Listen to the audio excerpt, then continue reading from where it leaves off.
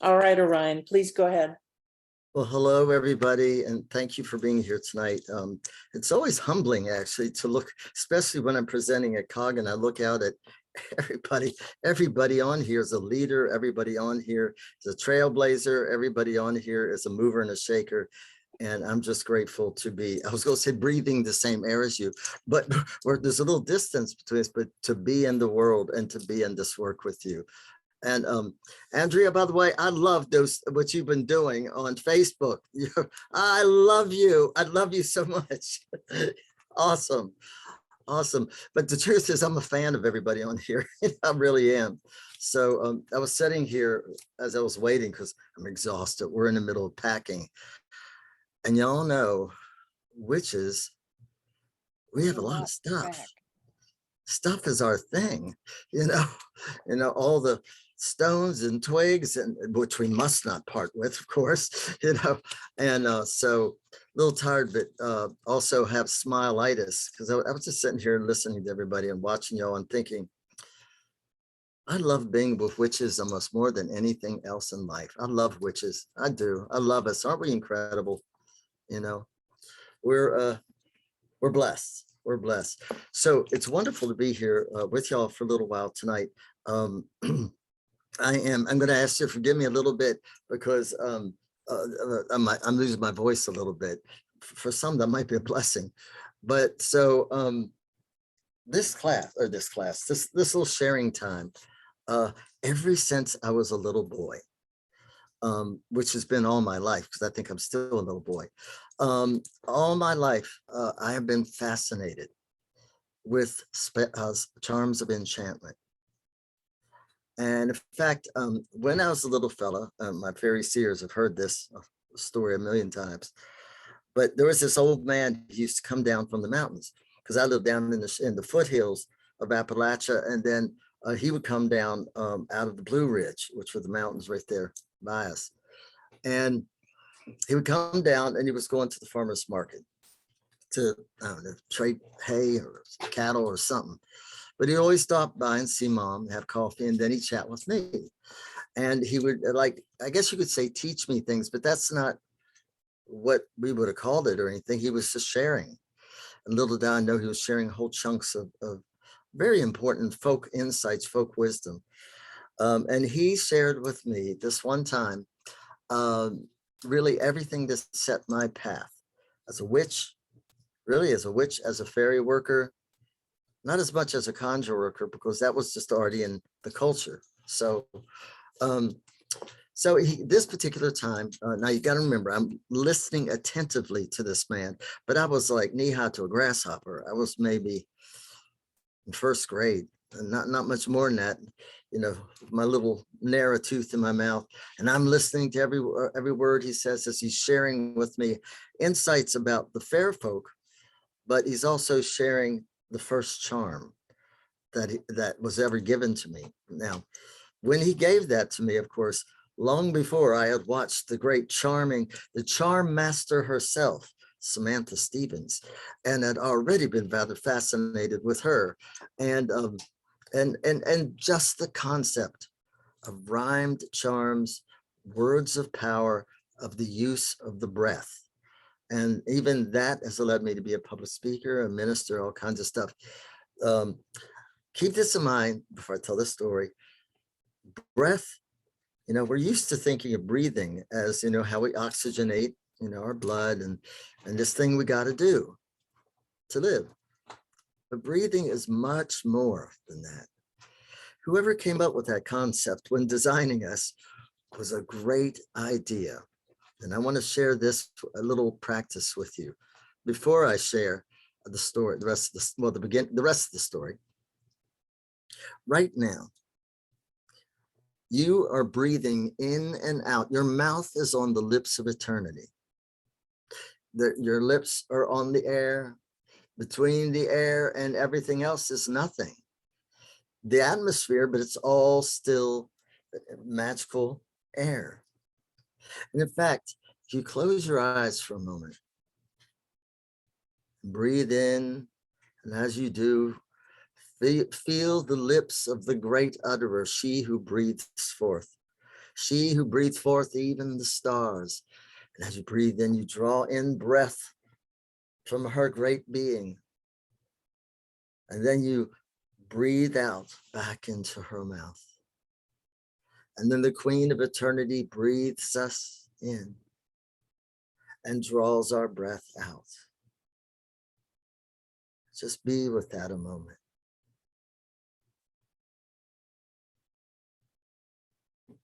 Now reverse that. You, again, still have your lips on the mouth of eternity, on the mother of all, the breather of all things. But now you're breathing her, and with your breath, you indraw her breath. And you release your breath to her mouth. With every breath we take and release, we cast the spell of love and peace.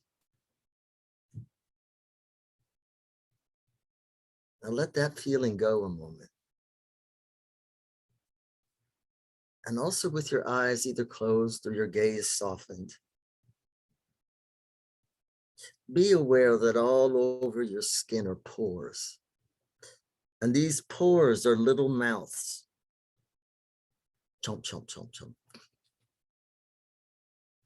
And they breathe, which in fact they do. Your whole being breathes. So as you draw in a breath, sense all the mouths all over your skin and all the cells breathing in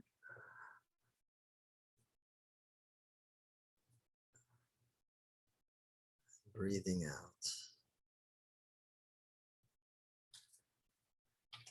Breathing in, breathing out. Once more, breathing out. Now be aware of this. We live in an ocean of energy. There is no lack of energy. It's everywhere. So with that in mind, that life force, that light force that permeates all, the life that runs through all.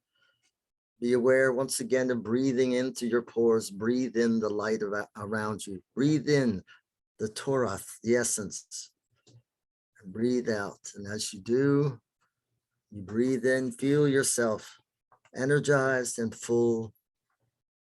And as you breathe out, let any toxins that go, let things that need to go, go. Breath is the horse that starlight rides. Everything began with breath. In fact, in our tradition, we have a sort of a creation story that speaks of the brooding nothingness, that in the beginning, before the beginning, the ancient one, the great nothingness that is everything and nothing at once. It was bored. And one thing I know about the ancient one, it's an artist and a romanticist, as much as I can understand the great nothingness. The great nothingness was bored. And imagine this, one day, you know, we've all had these experiences where maybe it's raining outside a little bit, just enough to be like, do I really want to go out? Do I want to stay in? Maybe it's some Sunday or something. You're looking out the window and it's kind of sprinkling and you're like, I want to go out. I want to go shopping. I don't want to get my hair wet. And of course, that's a big issue for me. I don't want to, you know, and what do I want to do? And then you just sort of go, and the universe was born. Well, in the stories of our tradition, that's pretty much how it happened. The great nothingness wanted to know that which was inside of itself. It was an eternal being, yet singular in its essence. Imagine how lonely and uninspired that would be. No contrast. And so it breathes into the depths of its own being. And in one great sigh, it breathes forth. And that opening was the birth of the goddess, the mother of stars, the breather of and in and through and all things. But it was still, the breathing force was just her. Now, you know, sometimes how maybe we ate something with garlic in it or something, and now we're going to go, I don't know, somewhere where we're going to be talking in everyone's face. We go, wonder if my breath smells. We go, see if our breath smells, right? Well, and you know how the breath comes back at us, bounces off the hands. Well, the great nothingness, there was nothing else but it. So as it breathes forth, the winds turned back upon themselves, the primal winds of creation. And they ignited the first flame ever lit on the altar of heaven. Out of the friction was born the Star Father, the igniter of life, the light and all. And the mother of night and the father of light gave birth to the river of stars that has become and become and become you. Actually, it became the moon, the stars, the galaxies, all that, all the way to you and me. And it's going to keep going and going. And we're all a part of this great river. And this great river, this river of stars, it's made of rhythm and radiance. Radiance is that energy, that plasmatic plume, that plasmatic spark that ignited it all. But before it, primal of all, was rhythm. The rhythm is in the breath. And still we breathe with that rhythm. Ever noticed your breathing, your breath has its own rhythm? When I teach breath work, I don't teach people to modulate their breath at all. Your breath is so wise. It doesn't need to be told what to do, in my view. I teach people, I don't really call myself a teacher, I call myself a coach. I teach people to be with their breath. Now I'm going to show you something. Then we'll go back to my story. Did you know that when you rest your awareness in your breathing, you can't really think of anything else? So there's a thing that I do. I teach and I call it the pause point. It's a simple exercise for approaching the stillness. And why is approaching the stillness important? Because in the stillness, which there really is no stillness, it's non-conflictedness. The rhythm, we're resynchronizing ourselves with the natural rhythm that is non-conflicted. And the air is not divided. So, but it is in movement, it's in motion. So with this, there's a wisdom that your body knows. Sometimes the brain just needs to know, no, you're not the CEO. And to release. So take a moment and be aware of your breath. Don't think about it per se. Rest your awareness in it. Notice it. Be with that noticing, that comfortable noticing. Notice the rhythm of how it draws in and out. Moving on a rhythm that it already knows. Moving on a rhythm that everything alive knows. It goes in and out. And out. Synchronize your hand with that movement. This adds to the capacity of the undivided self, if you want to say stillness. So as you breathe in, the hand goes in. As you breathe out, the hand goes out. It's just simply to allow the movement of your body to gently flow with the rhythm that breathes you. And then there's one final piece to this. Notice your hand as it's moving. Now, don't stare at it. It's not like this. Just notice it. Notice it the way you do when you're daydreaming. You ever notice when you're daydreaming, you don't stare at something. You rest your awareness on it. You kind of like hang your vision on it, just sort of right there. And as you're there, it's a light trance. And a lot of times, lots of wonderful awarenesses will come up or come to you when you're in that light trance. Or you just enjoy some very quick and deep rest. So again, the hand to the breath. Just allow your eyes to notice. Now we have your awareness resting in the rhythm of your breath. Your hand moving you viscerally with it, comfortably, and your eyes resting upon it. And the brain is relaxed. It feels stillness and peace arrive in your being. Rocked in the eternal presence of your breath. And with your two hands, move them into rhythm and let that peace extend throughout the room. And as that eternal space knows no beginning and knows no end and knows no distance, may my peace touch your peace and let that peace exponentially increase. And as it does, may the great mother of stars and galaxies of the universe, of the universa, which means one song, may she rise up within all of us. Now, why did I do all that?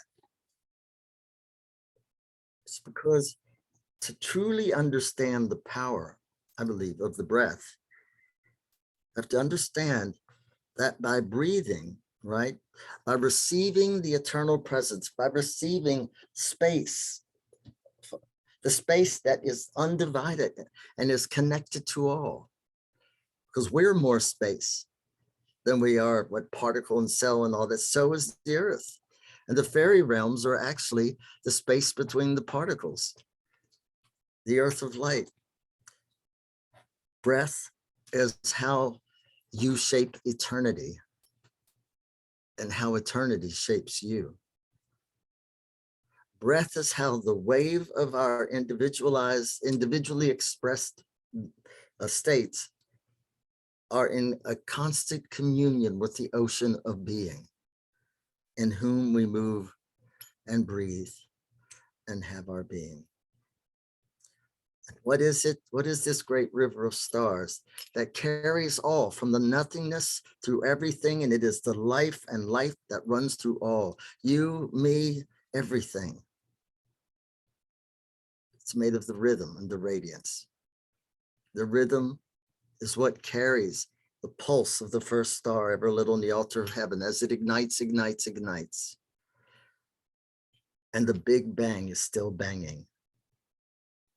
As we breathe, we're banging. So, does that make sense what I was talking about there? Why that's important?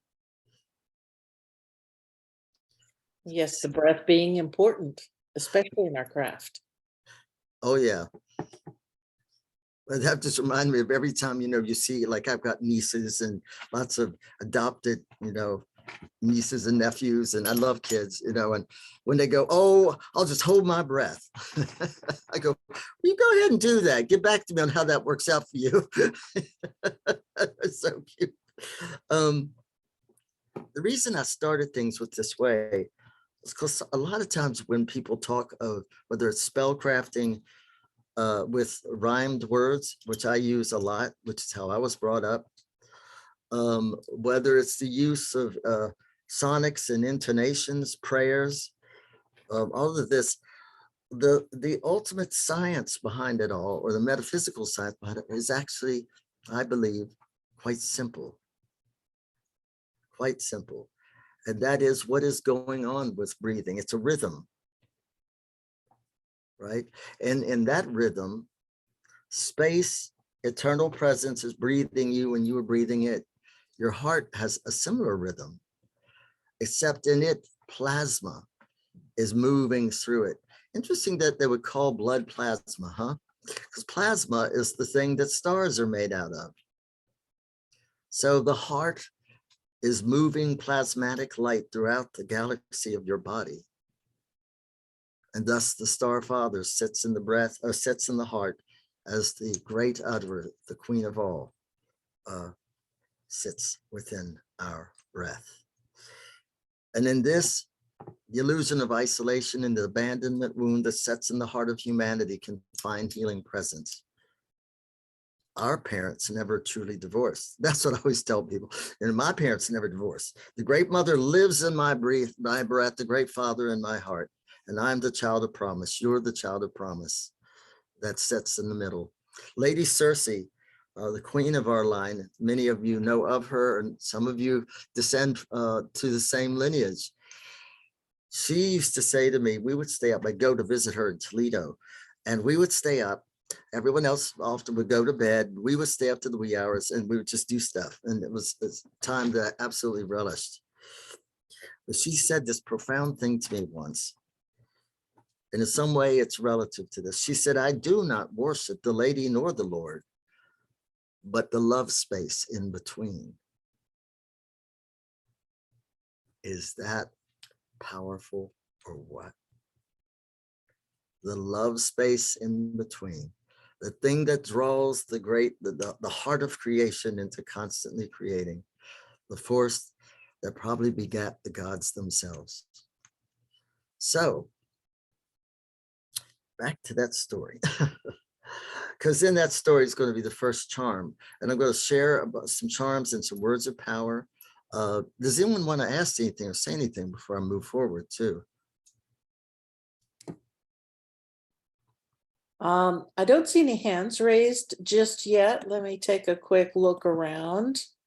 Anyone have any questions for Orion? Okay. All right. You can continue on. When I was a little kid and that guy would come by and he would share these things with my mom, they'd chat, and then he'd share stuff with me because the elders had learned way early in my life that I seemed to have a propensity, like a natural talent for remembering the charms, right? The charms that they would give. And they had charms for, staunching blood, charms for headaches, charms for making the rain come, making the rain stop. You name it, we had a charm for it. Charm-o-matic, right? And a lot of the people I grew up with were not very literate. So they memorized most of it. And I just got fascinated with memorizing it. Now, why is that important too? Well, it becomes a part of you. When it's memorized, I don't really think of myself as memorizing it. I think it more like it becoming a part of me. I used the story of the epileptic duck to say something about that. Years ago, I was belly dancer, not right now because I need new hips. But so my teacher was teaching me how to do these traveling shimmies, right? But every time I do it, I looked like an epileptic duck. It was not a pretty sight. I'd do it and it was nothing elegant whatsoever about that. And so finally, she took pity on me. She came over and she goes, honey, and she just touched my stomach, ever so sweet. And she said, let your body do what it knows how to do. Rest into your center. She said, she told me, just let your spine go a little straight, let your hiney sort of rest in your center. And she said, and then when you feel that comfortable centeredness, that seat happen, then get those pretty hands there and then start moving. And very quickly, I went from epileptic duck to shimmier, So there are things that our body knows, that has the secrets to how magic works. I know a lot of people say it's a mind science. Well, I think the mind is there, but sometimes the brain is a high chair tyrant. You can't get enough too. There's natural rhythms that your body knows. ladies, your body sensitizes and synchronizes you with the rhythms and tides of the moon, and thus the moving waters of life, you know? And that's a real obvious one, right? But what I say to folks, find a rhythm and stay with it a little bit, whether that's following the moon tides, following the Sabbats and holidays, following the days of the week, following the calendar and not calendar, the hours of the day, and working with that in magic. But find a way into the sense of rhythm. Everything breathes, everything moves in a rhythm. And once you feel that, because this kind of magic I find doesn't work from here. From here, I can write spells and I can write things and I love it, right? But it's not until it's here in that gut. It's not until it's not something I speak, but something that speaks me, right? And that's definitely how the old charms work. So in that story I was saying, I keep saying I'm coming back to, the old man sat down with me and taught me my first charm. He also taught me the first story about the fair folk. Maybe I'll share both. I'll do it real quick since it's not a fairy workshop, but it's an old piece of wisdom. And in fact, RJ said that there was so much in this one little story I'm telling you, what this man said. First, he tells me about the fair folk. He says, Mike, they call me Mike back there. And he said, got to make right with them folk. Them folk being the fair folk. They could snatch your prayers before they reach the ears of God. That's chilling. They can snatch your prayers before they reach the ears of God. Because they're the original ancestors. We're the visitors. And when we break the laws of nature, we can't go to God for help. He don't know how. He gave the world to them. Isn't that a powerful story? Got to make right with them folk. So that got me going on fairy tradition, although they didn't use the F word because that was British. And so they just called them folk or their cousins.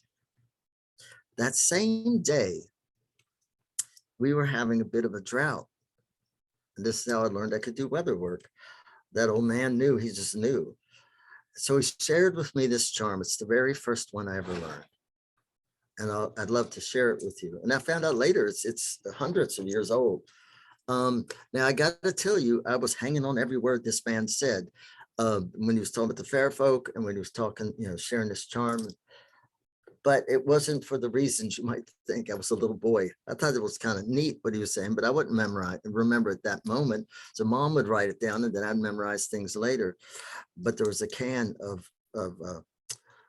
ginger snap cookies that he had with him. And that was the carrot to this little horse, right? Because I always loved ginger snap cookies. So thank you, ginger snap cookies. You made me the conjure man that I am today. So he taught me this charm. Now you'll notice this charm it's simple in its wording, but it's got a lot of power.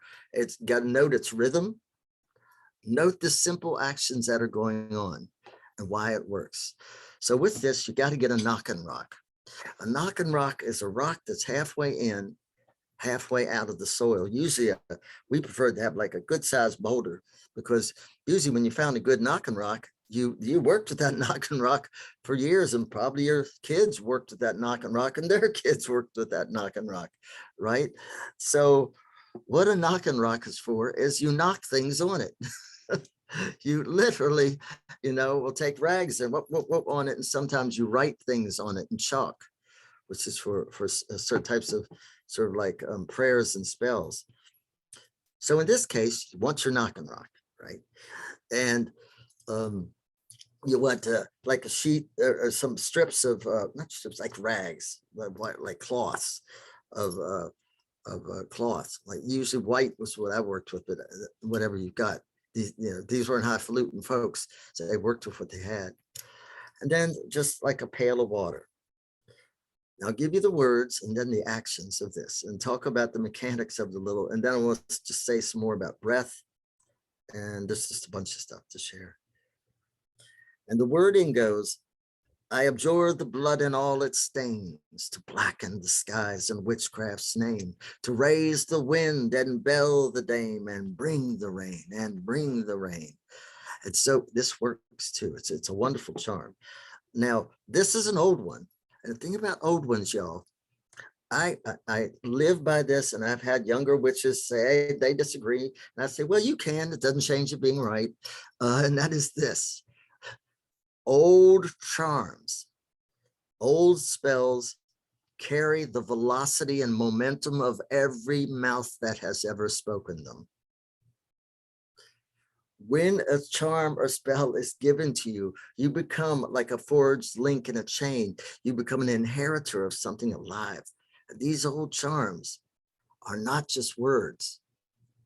They're a spirit in and of themselves. As anyone knows, even if you have one, believe it or not, one old charm and can do one magic, it will unfold other things in you because you're tapping the ancient current. And the lineage of magic is passed on in all kinds of ways. And this is one. In fact, I want to pass a healing charm to you after this. And this one, I abjure the blood and all its stains. It's saying, I reject it, I go away. And it's because it's talking about the blood of Jesus, because the cult of Jesus is a solar one. And if the sun is all bright, it's not going to rain. So it goes, I abjure the blood and all its stains. And I love saying it because, excuse me, but my fellow Christian friends sometimes get a little wigged out by it until I explain what it means.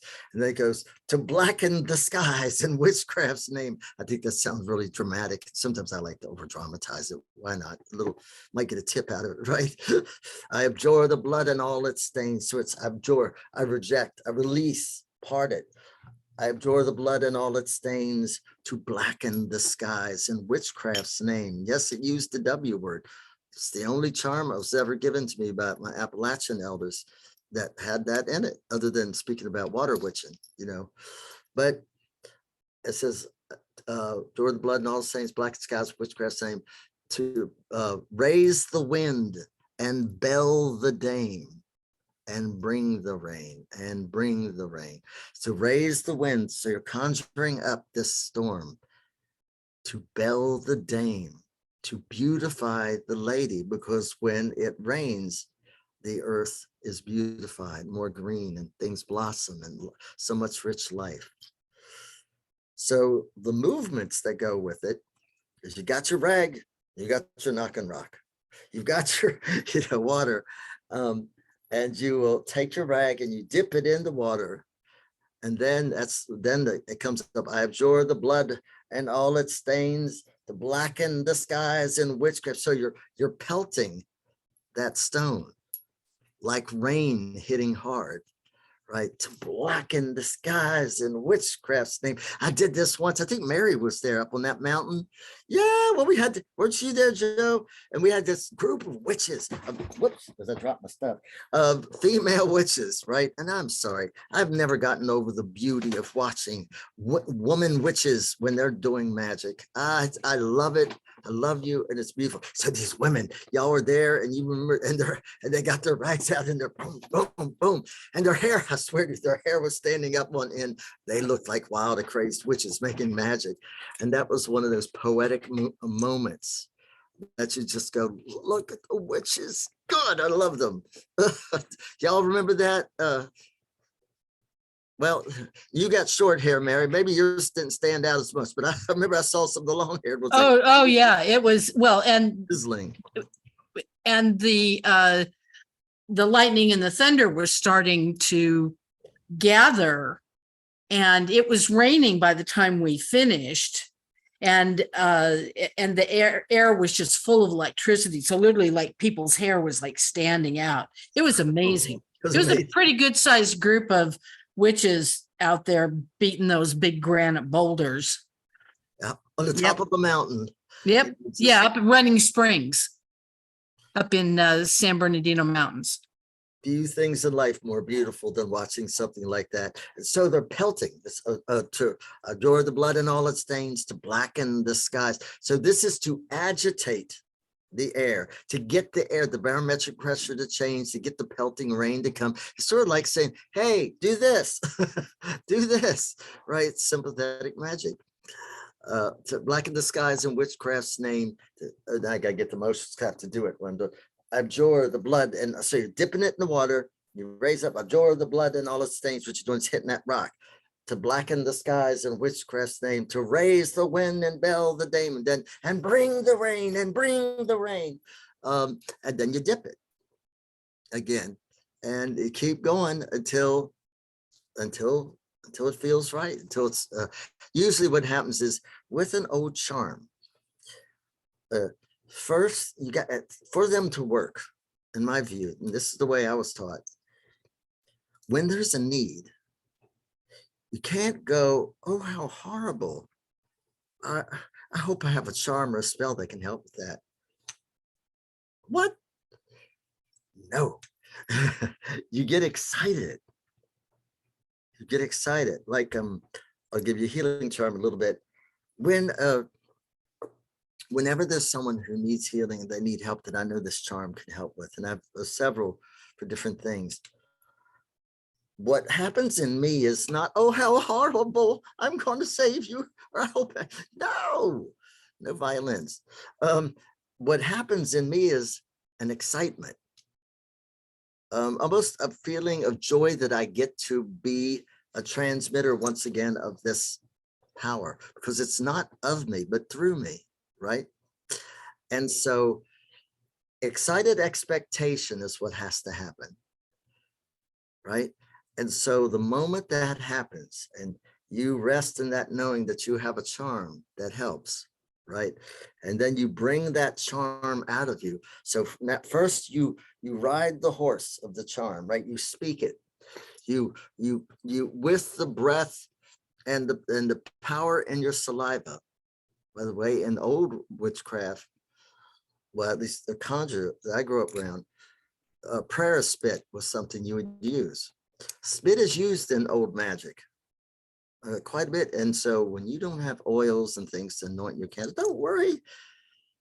Chant the names of power. Chant whatever it is you need to have happen. And as the power raises, I mean, don't hock a loogie in your hand. This is gross, right? But just let some of the saliva and then anoint your candle with that. Let the candle fire, the plasmatic light, the finger of God, as it was taught to me, let it reach through the power that is in the liquid that is infused with the power of your prayer and the power of your charm. You can do more things with that than like anything. They didn't use a lot of, I mean, some used oils and stuff. I didn't. Where I grew up, we used lard. we didn't have that. We didn't have a botanica and all that. Sometimes, and we could make things, and but not that much, that way. So I think I explained the dynamics of that charm. Okay, so now heart to heart and breath to breath. I give you that charm. That's the first charm ever given to me. And I've used it and I've given it and I've loved giving it. And then while on this thing about old charms, gather as many of those old charms and spells as you can. And the thing is, that usually they're given to you, right? Another witch gives them to you. I know I had one lady, Circe, gave me one, breathing fire out of a burn or blowing fire out of the burn, because she could only give it 3 times and it had to go from a woman to a man, and then from then a man to a woman. It had to go cross the genders, and then only 3 times. So I was blessed to get that. So over the years, I've been an inheritor of a lot of them. Between those and the ones given in the craft, and then those I've developed and researched, I don't know, we estimate over 500. It's over 500. And those are the ones memorized. Now, again, I don't call it memorization. I call it becoming a part of you. And you'll know when a charm has become a part of you. Like when I was saying that charm just now, I've seen it so long, right? That you'll notice I start doing this thing when I start charming or doing any words of power, or even the sonics, like using the abracadabra, which is a very powerful one. The abracadabra, there's many, many versions of it. When I start doing that, I was taught that you have to arouse the power, right? Arouse the power of the breath. Now I'm going to flip back on some biblical stuff because I grew up in Southern Appalachian folk magic, which was, there was pagan things in there. They would have never called it that, but it was had a Christian veneer, very much a Christian veneer. If we go with that thing in the Bible, which is it's one of the many grimoires, you know, and that is, in the beginning was the Word, and the Word was God, and the Word was with God. Now, the meaning of that, and how I understand the meaning of that from my teachers, was in the beginning was the Word. God wasn't born yet. That's the great breathing forth I was talking about, or the mouth of the great nothingness of the holy and formless fire that opened and sighed forth. And in that sighing forth, that was the great goddess, the lips of eternity, born that breathes forth the primal motions that ignited the first star. So, I just lost what I was saying. Oh, so the biblical saying of that is, in the beginning was the Word, the breath of being. And then the breath of being became God. In the beginning was the Word, and the Word became God. So it's not saying that God is the Word. It's saying some breath of being was spoken forth, and it became the God that's being talked about in the Bible, or what I would say, that Star Father. There are many. So in the beginning was the Word, and the Word was God. Now that wording, this is a folk interpretation. Anyone who knows, like maybe doctrinal stuff, may disagree with me, and you may be far better in the historical facts. But this is the folk magic piece that I learned. So in the beginning was the Word, the primal movement issuing forth the great aha, the breath of being, and it became God. So God was born out of it. And the beginning was the Word was God. So the Word was God, meaning the Word became it. And then the Word was with God, meaning now God had the Word, the breath of being in it, and it was made of it. And now everything that it could make, it could breathe the breath of being into it. Now in the old folk Christianity I grew up with, where the spirit work was the workers took seriously that we were made in the likeness and image of God. They took it quite seriously. Not that God had, a head and 2 arms and all that stuff, but that we are imprinted with the universe. Heck, I wrote a little ditty on it. I always like to share it. We are stars with human feet, encountering starlight in all we meet. Know this, grow this, and ignite, and the stars will guide you through the darkest night. So you'll see me leap around a little bit between witchcraft, fairy, and conjure, because I'm all 3 of them. They're all threads of who I am, and they all present, I think, different insights into the many ways of magic.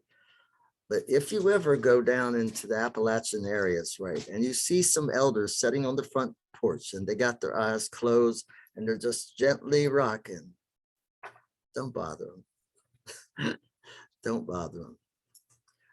Some of them are doing magic as they rock out of this world and into this world, and out of this world and into the world of spirit, into the world of man, into the world of spirit, so literally going in and bringing things out, going in and also rocking to induce that trance that comes when you rock the cerebral fluid just gently, just ever so gently.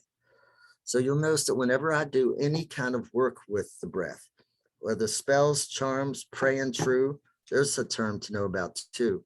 That's a very Southern concept, Southern word. I think it's Appalachian, Southern Appalachian, but my mama could do it too. And they called it back home praying true.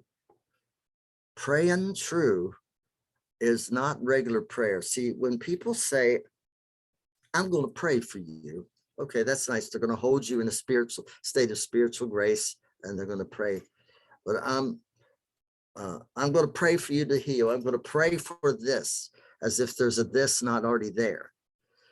Praying true acknowledges that there's no lack in the universe, and we're a part of the universe. So when we're praying something into being, we're not praying something that is not existent in the greater self, in the greater being. We're just drawing it to us. You are what you draw to you in magic. And so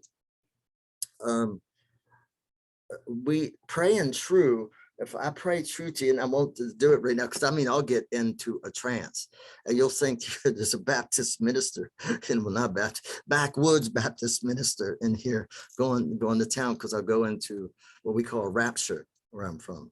This is a type of trance. But praying true is like when I pray for the ancestors, those caught in pain or woe, not the exalted, redeemed, and blessed ones, but those who are in pain in any way.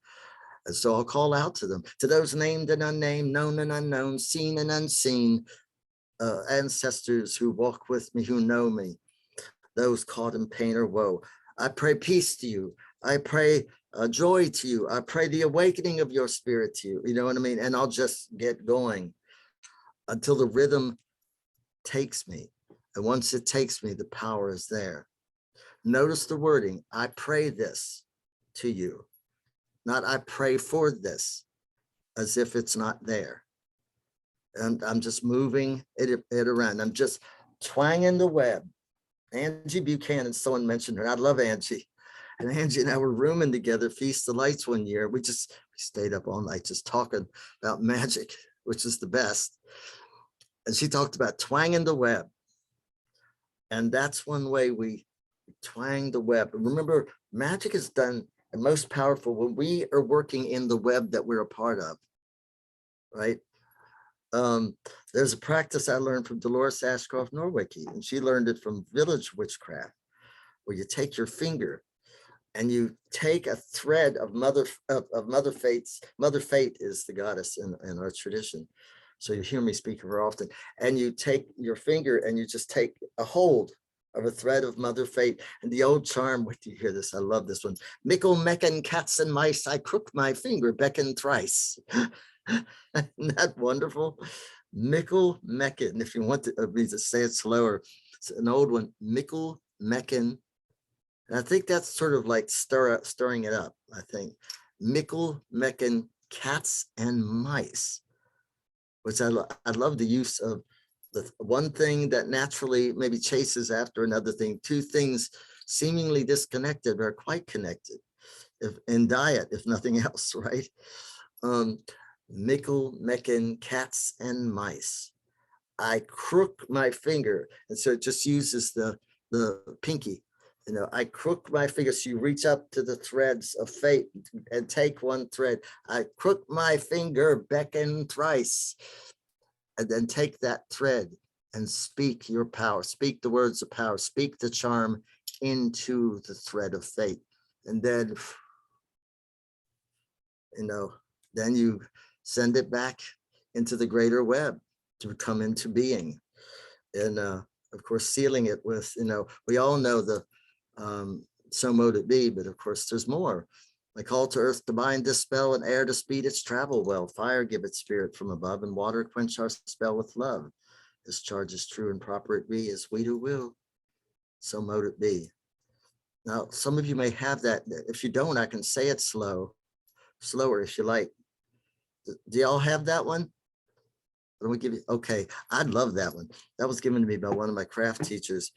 And then I'll tell you some other old ones that are, they often call those binding, but I think they are binding in that they almost like seal something against intrusion. So that one goes, I call to earth to bind my spell, or bind this spell.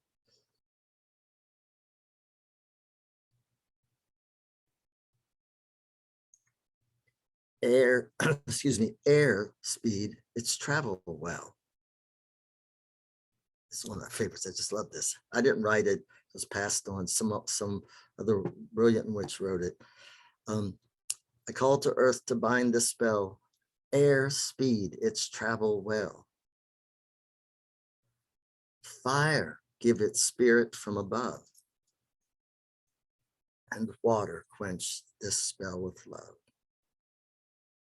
Then it ends with kind of the usual, this charge is true and proper it be as I do will. So mote it be. But when I was in Cornwall years ago, I was over there with RJ teaching, and I learned from this Cornish witch that I met. Actually, I was at the Museum of Witchcraft where we just got chatting, and sharing. It was really the best. And we shared some stuff. And there are some older binding charms that you can do as well. Oh, someone put up something, Mickle Megan. Oh, I have to look at that. There's other like strange words like Mickle Megan, and I'll come back to the binding thing. Like there's one in fairy that goes, meddle and meld with the fiends of hell, and a weirdless wight you'll be, but take and lend with the ferrymen, and you'll thrive until you die. That's always one of my favorite ones, a meddle and meld. I love that. So I think that translates into get all up in the business of, right? So, where was I? Oh, doggone it. I said I was going to come right back to it. Come on, y'all. You were working on the closing of the spell. Yes, thank you. There's other ones I teach, and these I do know are old. There is oh God, there's so many. I wind, I bind, the spell be mine. I wind, I bind, the spell be mine. Now I was taught that as women are doing that, the mediators of the power of Mother Fate, the men are stomping this into the physical world, into existence, as they're stomping, like stomping the hooves of the horn one, going 1, 2, 3. So shall it be. 1, 2, 3. So shall, and so it's doing that. What do you call that? Not syncopating. It's like a round. Didn't that called a round? Somebody. I hope I'm calling it right. Where the women are, I wind, I bind, the spell be mine. I wind, and then the men are 1, 2, 3. So shall it be. And then the older, I was taught one of the older forms, like so mote it be, was as it is, was, and ever shall be. As it is, or as it is, as it was, as it ever shall be, or as it is, was, and ever shall be. So it's throughout time, throughout timeless. This spell is to affect past, present, and future, because remember, the witch works in the foretime. And the circle is the place, parting space, parting place, parting time. Timeless, placeless. It's unclaimed, like the part of fortune, unclaimed. So this healing charm I want to share too. There was a practice I was taught. I don't know if it's old or not. I just know it really works. And I was taught this, and I find it very useful. It helps me get on the right channel sometimes of the horse of breath that I'm riding, the charm, right?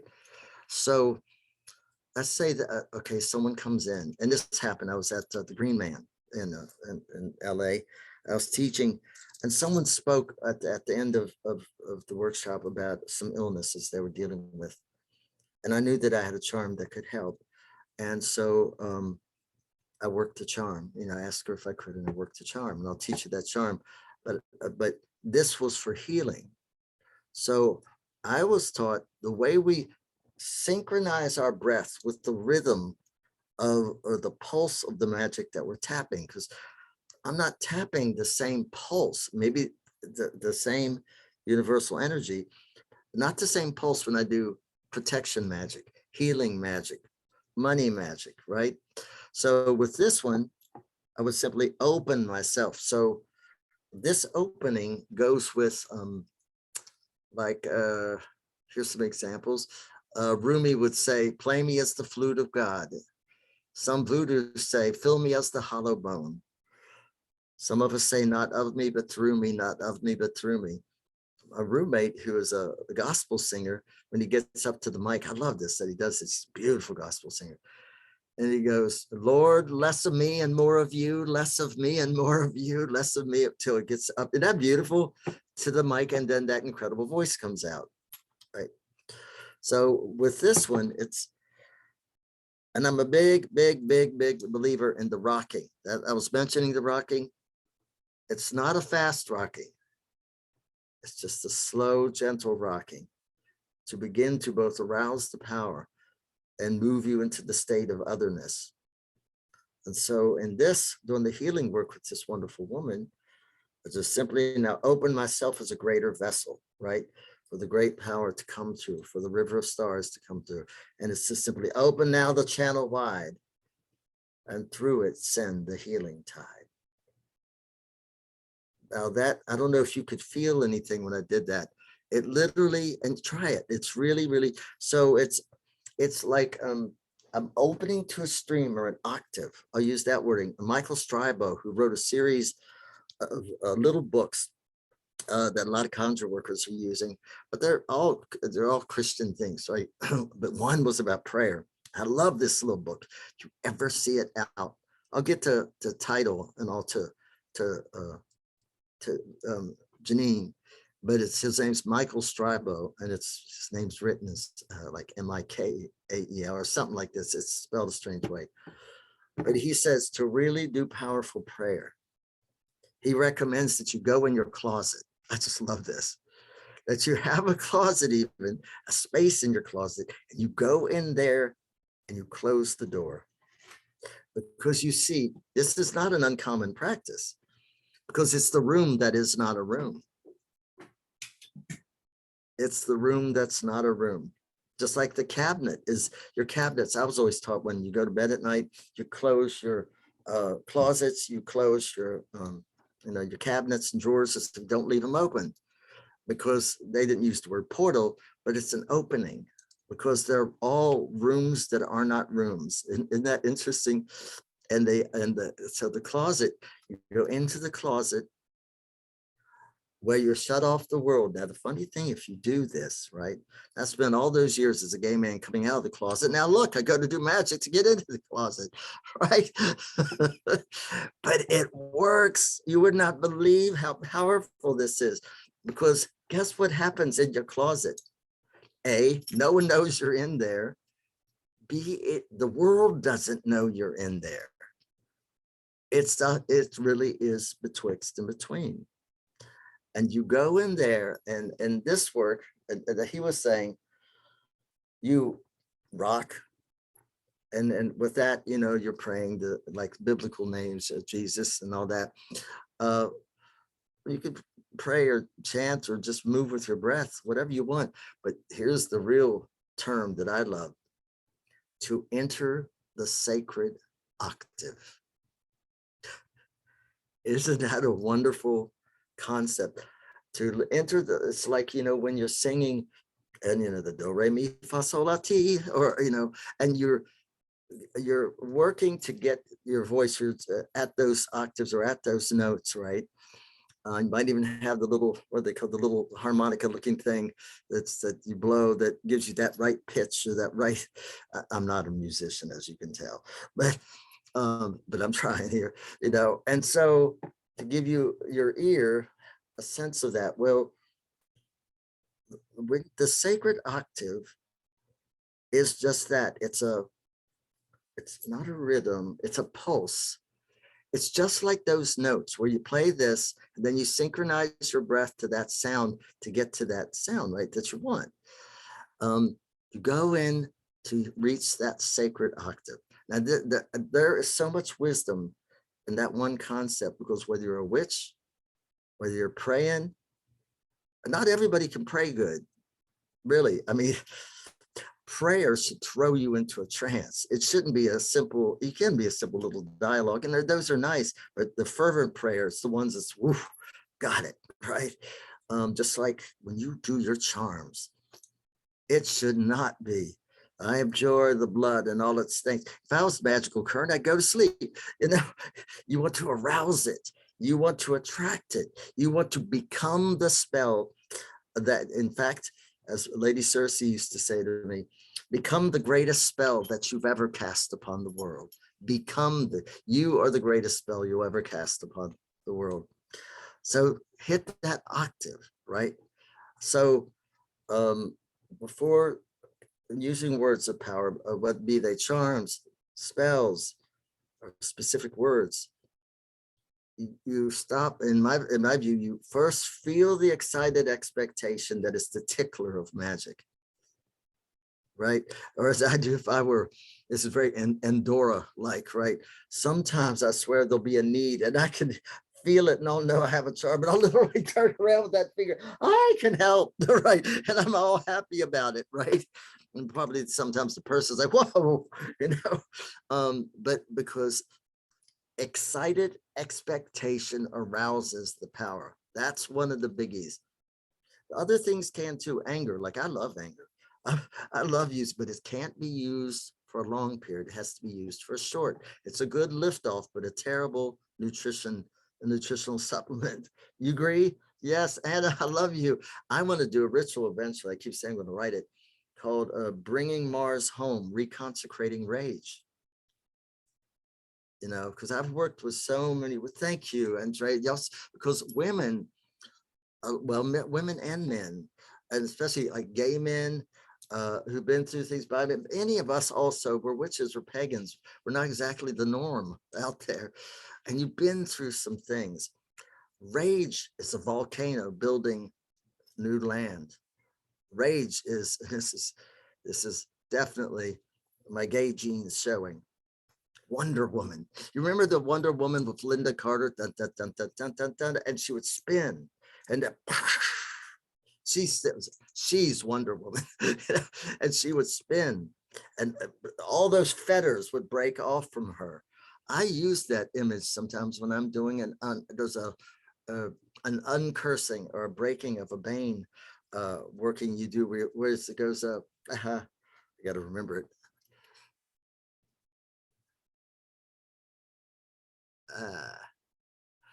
Thy curses and thy sorcery are powerless to injure me. By earth, by air, by wind and sea, I send thy curses back to thee. Return by law of three, I send thy curses back. And it keeps going in a rhythm. And it'll go and you'll find your voice, the words will intersperse and they'll start moving until one of the things I do is I feel chains of blue lightning or blue chains around my wrist. Very Wonder Woman-esque, you know, except this is Wonder Witch, you know, but it works, you know, that one I use, and certainly the old to bane, begain, twice to take you back from whence you came. Y'all know that one? It's a good one. I don't think they do. It's a good one. It's a short one and it's a good one because I know some longer ones. It goes to bane. Some say to the bane, but that's not how I learned it. To bane, be gain, just be gone. Be gain, thrice take ye back from whence ye came. When you need to do a short one, when you're ever up against someone and they're like throwing negativity at you, it's thrice take you back from whence you came. Now, if you want to do something really melodramatic, I wouldn't do it often, but it does certainly get a rise out of them. And this one, so ladies, forgive me, the way this, it's not meant to be sexist, but it's how it goes. And you'll hear why. Demon, seek thy mother's breast. Which means, doesn't mean male or female. What it's saying is go back to the one who wielded thee, go back to the one who created thee, you know, get off, you know, demon, seek thy mother's breast. That's an old one. So to bane, be gain, thrice take ye back from whence ye came. That is a longer one. I'm probably running out of time on it because you don't know. I could just go for hours on this stuff. We're at 7:05, and so you probably have about another 10 minutes, and then we'll open it for questions. Oh, okay. A longer version, and if you don't want to write it down now, I could get it to Janine and get it out. And that one, it's another release or a unbind, like a curse removal or hex removal. Or, and that one goes, go out, go away, and return. Now this was a harsher one. Go out, go away, and return. To thy master's heart do burn. Twist thy thoughts and twist thy mind. Let thy works increase in kind. Threefold, let them now increase until at last thy bane shall cease. Now, it sounds pretty mean, but really all it's saying is, get your butt off me, go back to your owner. And you better stop doing it. I wanted to stick on you and bug you until you stop doing it. That's what it's saying, until at last thy bane shall cease. That's a powerful one. I like it. And there is And a lot of also worth the, and the- drama too. What oh, was that? drama, definitely. The drama The of it. healing charm. Oh, I can't believe it. I'm sorry. I went right on. Bless my heart. So the healing charm, this is the one that was given to me when I was in Cornwall. This was way years ago. And every time I hear someone else repeat it, the last time I heard was Sabina Maglioka, who I love. And she spoke it, and because she stole my thunder, I was going to speak it. She got there first, and we were doing a healing for Margot Adler, and who I just loved. And turns out it's older. I was told it was like 15th century. Then I found out it was 14th. She said it's 10th or 11th. It goes way back, so it's old. It shows up a number of places, slightly different forms of it. And this healing charm goes, and again, I prefer to do the open now the channel wide and through it send the healing tide. It's like it plugs me in, it plugs the working in. And I modify that. If it was a guarding chant or something, I'd say open now the channel wide and through it send the guarding tide. If I was doing a prosperity one, open now the channel wide and through it send the prosperous tide. You see what's going on? It's like that octave. You're plugging into an octave of it, a flow of magical force. And so this one, and this is really, in terms of healing charms, it is probably my favorite in the whole world. I've seen so much good come from this thing. And it goes, I'm going to say the words, and then I need to do something to pass the sort of lineage of its power to you, and if you don't mind, a gift to you. So in fact, why don't I just do that right now? Well, no, I'll let you hear the words first in case you go, ew, I don't want to touch it. I don't think you will, just in case. It goes, this is the spell that I intone, flesh to flesh and bone to bone, sinew to sinew and vein to vein, and each shall be whole again. It's so good. It is so good. It's so good. I've seen so many incredible things happen with it. Mary, you have me over here just almost falling off my chair laughing because she knows, and it's got a nice rhythm to it too. So it goes, this is the spell that I intone.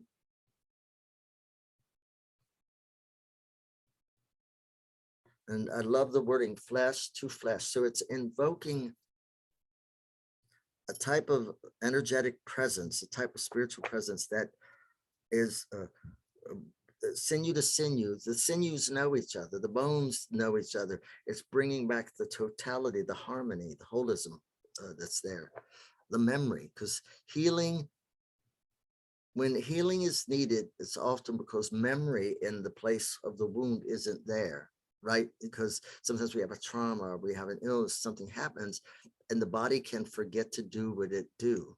Or the brain, really the brain interrupts a lot of what the body knows. And we all know the body's wise, it's so wise. So this is the spell that I intone, flesh to flesh and bone to bone. Sinew, S-I-N-E-W, sinew to sinew and vein to vein, and each shall be whole again. You might think, is that a charm that's just for broken bones or skin ailments? Or no, for anything that's an ailment of the body, because what it's really calling to is this, I guess, the intelligence of the body that knows the thing that holds it all together, you know. Now, what I'd like to do is take a moment. Feel your hands extend across the miles to each other and to me. And what I'd like you to feel coming from me is my honoring of you and my love of being here tonight with you, and the joy we all share in doing magic. Magic is the art of being a conscious creator. I don't think there's any greater joy in life than when we're doing magic. So the passing of it simply goes as we're holding hands across the miles. I have to say it 3 times and pass it. This is the spell that I intone, flesh to flesh and bone to bone, sinew to sinew and vein to vein, and each shall be whole. This is the spell that I intone, flesh to flesh and bone to bone, sinew to sinew and vein to vein, each shall be whole again. This is the spell that I intone, flesh to flesh and bone to bone, sinew to sinew and vein to vein, and each shall be whole again. Let the spirit of this charm pass to each one of you, and may it wield healing for yourself, for all you love, and all that it touches. Let this be written into the book of the law, that none may rend asunder, as it is, was, and ever shall be. So there's that one. Now, Janine, Yep. what should we do? Because I could keep going. Oh, I know you can, honey, but we're gonna have to stop and take questions if there's any questions right now. But we can always have you back if you want to keep talking. I never in run the out of breath, future. that's for sure.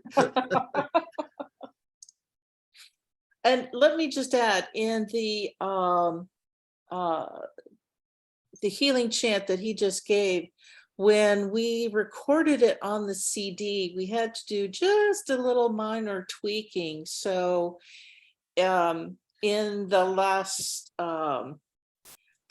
line, sinew to sinew and vein to vein, and all are healed and whole again, was one way that we shared that. So just an FYI in case you hear And a it. song version too. That was a sung version. So Yes.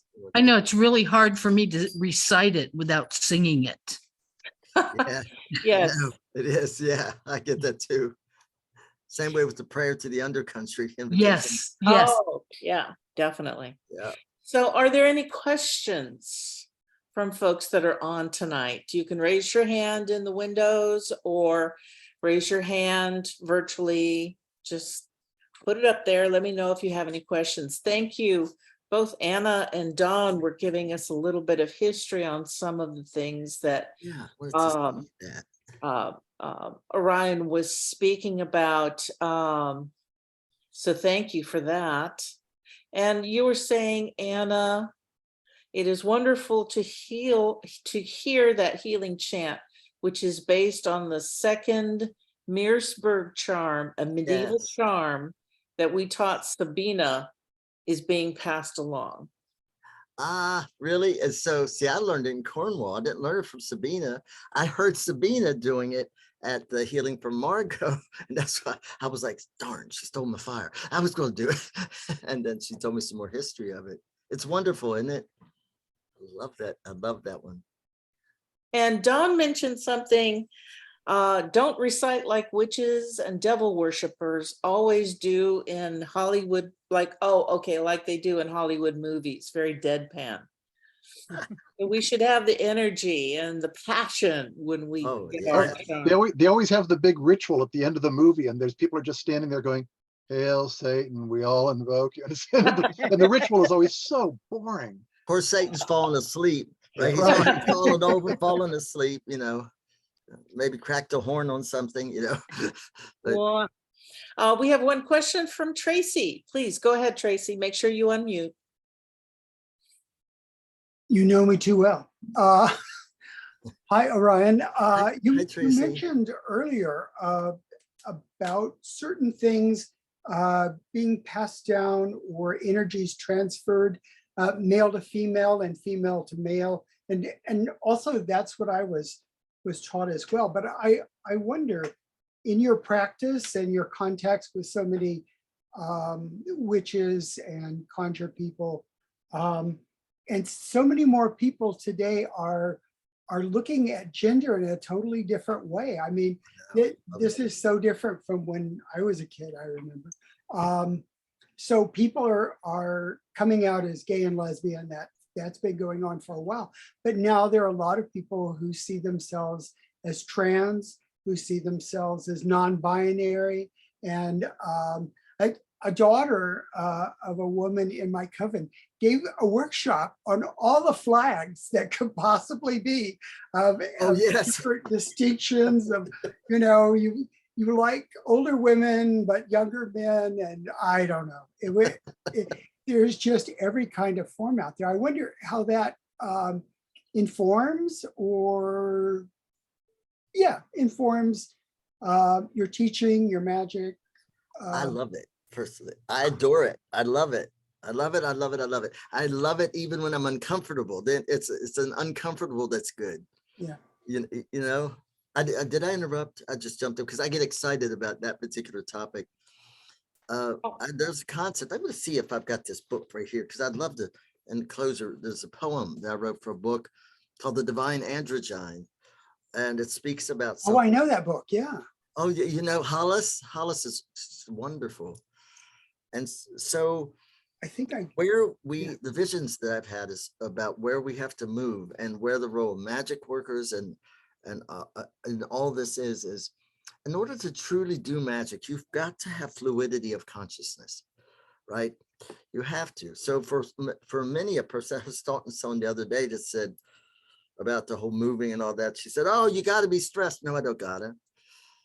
I'm really concerned you're not going to do this. And yes, I'm going to. I'm a witch. I said, miracles and magic. That's my job. That's my job. And because we think outside that box, right?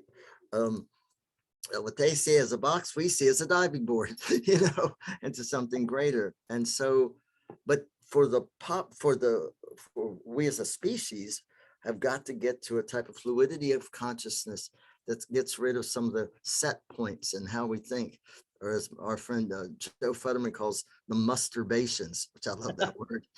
Yeah. Because these things about how reality works and what reality is, including gender role, all that, are just simply mostly arbitrary. They're not. They're cultural, time, place. Some of them are just synthetic, and I love it. So what the trans movement is doing, and I just love them so much, because they're moving us into fluidity of gender. As a gay and lesbian movement, we moved people into fluidity of sexual orientation and love, meaning love, romantic love, being not in these boxes. So this is all a part of a greater movement for humanity. The next great step is going to be full out fluidity of consciousness, and that's when we'll see hemisync. That's when we're going to watch the whole brain really come alive, and the corpus callosum open the rainbow bridge. And so we're all pioneers in this, y'all. There's another question. Anna Korn, go ahead. Hi. Yes, I am not muted. These boxes Okay. move around. I really loved what you said about how reaching back into the past and saying some of the same words forms like an energetic chain. It's just perfect. And what I like to do is I like to use some of the traditional charms, like Anglo-Saxon charms or from the Carmina Gadelica. And although, many of us don't know those languages, sometimes you can find a dual language edition, and they're really powerful, even at this point in time. There's one I especially like called Kiken, which is a charming of a wen, a little, blemish or infection, Or a mole or something like that. And what's it? to Can I write go that down? away to and Let me write and that down. it works. Yeah. It works for weird things that are seen on X-rays and stuff too. Say it one more time, Anna. the name of the charm? The charm you were saying, the It's- charm it's- itself. It's called When, Little When is the translation, but the Anglo-Saxon starts out when a kiken and goes on. Thank you. It's been I very will- effective for our coven in healing, and I just love the charm. Oh, I love it. I'll have Me to look it too. up. We should Thank have, you. we should have charm meetings. Or so wouldn't it be great to sometimes meet and share and, I like that. But charm many of swap. them have this built-in Yeah. rhythm that's really, gets the whole group together and focused Yeah. on stuff. oh yeah. Absolutely. I love that love idea. 'em. You know, in terms of tradition too, and this is something, this isn't on charms, but this is something, and I say this in honor of Raven Grimassi. Raven and I were at Heartland Pagan Festival when we first met. We were sitting on the side of this hill, and we had drank enough mead to have us nice and altered and magical, right? So we're sitting there, we're looking up at the moon. Here's these two male witches just adoring the Queen of Witchery, right?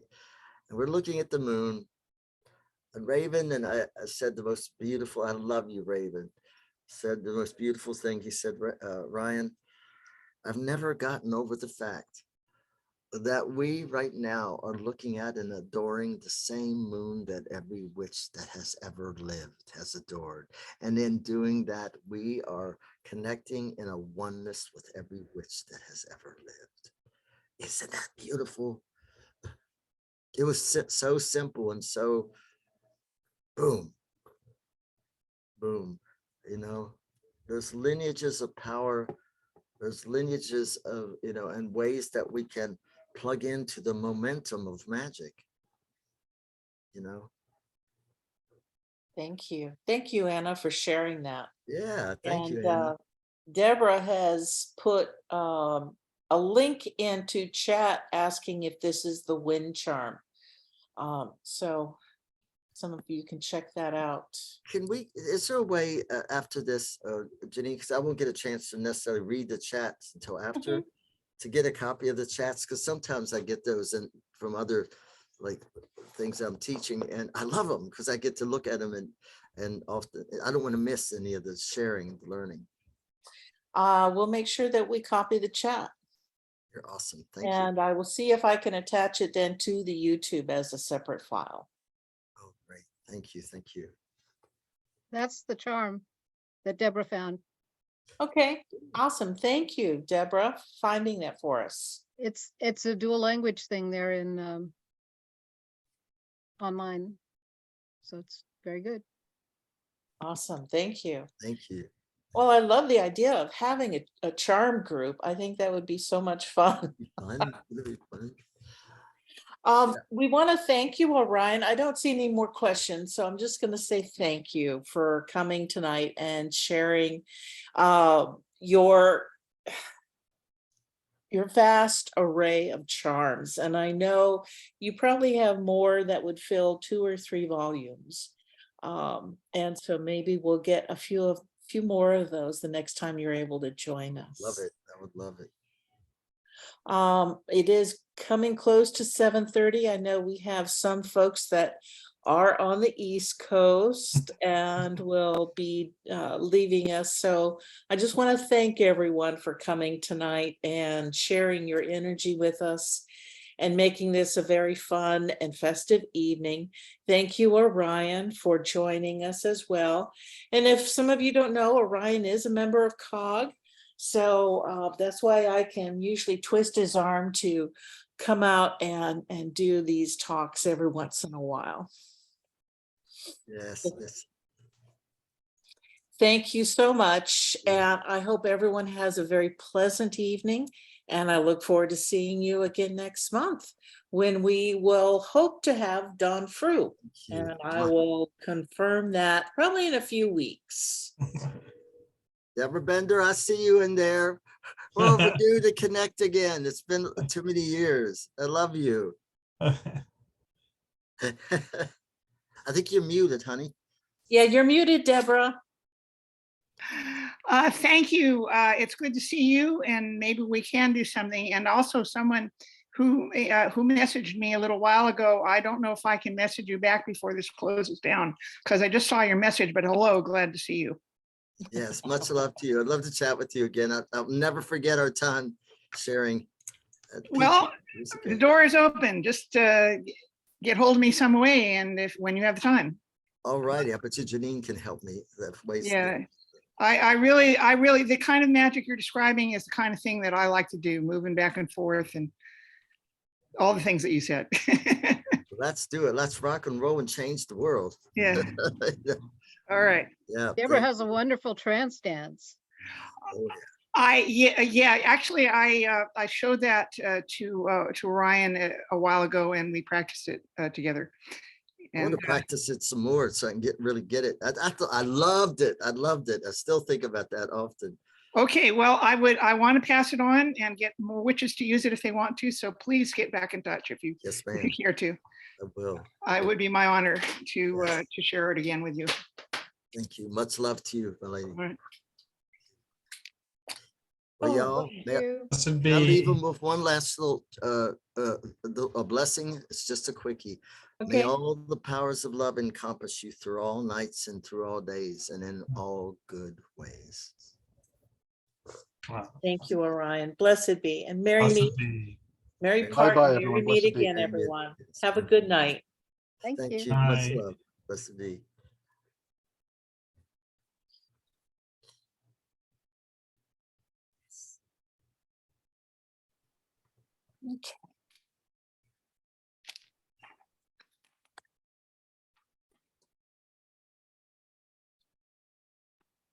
All right, good night, everyone.